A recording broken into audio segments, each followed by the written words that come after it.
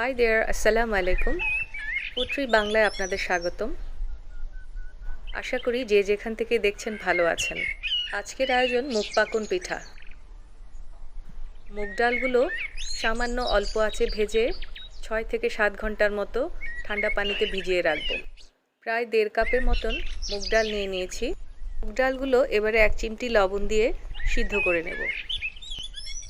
2 cup পরিমাণ গরম পানিতে সিদ্ধ করে নিচ্ছি। 10 মিনিটের মতন সিদ্ধ করে এবার ঘুটনি দিয়ে ভালো করে চেপে চেপে স্ম্যাশ করে নেব। চাইলে কেউ ব্লেন্ডারও ব্লেন্ড করে নিতে পারেন, আমি শেষ অবধি তাই করে নিয়েছি। 1/4 কাপ গরম পানি দিয়ে নেড়ে চেড়ে এবারে 1 চিমটি ফুড কালার দিয়ে দিচ্ছি। আপনি চাইলে এই পর্বটি স্কিপ করতে পারেন। এবারে 1/4 কাপ করে দুবার চালের গুঁড়া আর একবার ময়দা মিশিয়ে নিচ্ছি। শুধু চালের গুঁড়া দিয়েও আপনি তৈরি করতে পারেন। সামান্য নেড়ে চেড়ে খামিরটা অল্প কিছুক্ষণের জন্য ঢেকে দেব, প্রায় 5 মিনিট। এবারে চুলা থেকে খামিরটা নামিয়ে নিয়ে একটা ডিম ফেটে এতে মিক্স করে নেব। ভালোভাবে মথে একটা মোলায়েম ডো তৈরি করে নেব।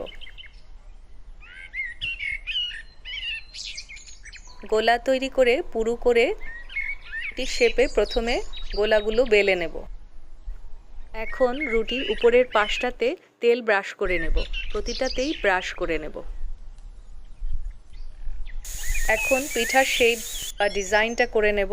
আমার কাছে খেজুরের কাঁটা ছিল না, তাই আমি একটা ছোট ধারালো ছুরি দিয়েই ডিজাইনটা করে নিয়েছি। খুব সাধারণ ডিজাইন, আপনারা চাইলে টুথপিক দিয়েও করে নিতে পারেন। পাতার শেপের ডিজাইনটাই আমার কাছে সবচেয়ে সহজ মনে হয়, তাই আমি এটাই করে নিয়েছি। ছুরি দিয়ে পাশেও একটু নকশা করে নেব।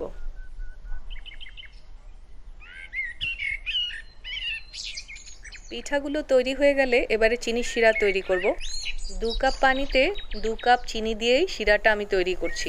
বেশি ঘনও না, আবার বেশি পাতলাও না। পিঠাগুলো ভাজার সময় মনে রাখতে হবে নকশা করা সাইডটা তেলের মধ্যে দেওয়ার সময় নিচের দিকে করে দিতে হবে। তেলটা যথেষ্ট গরম হলেই পিঠেগুলো ছেড়ে দিব। বাদামি করে ভেজে নেব। উল্টে পাল্টে আপনার পছন্দ মতো ভেজে নিন।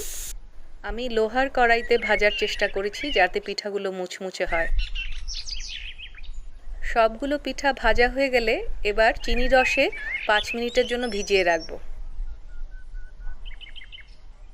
তারপর পরই এক এক ব্যাচ করে তুলে নেব। তৈরি হয়ে গেল ভীষণ মজার রসালো মুচমুচে মুগ পাকন পিঠা। রেসিপিটি ভালো লাগলে লাইক, কমেন্ট এবং শেয়ার করুন। আমার চ্যানেলে নতুন হলে সাবস্ক্রাইব করুন। আবারও দেখা হবে নতুন কোনো রেসিপি নিয়ে। আল্লাহ হাফেজ।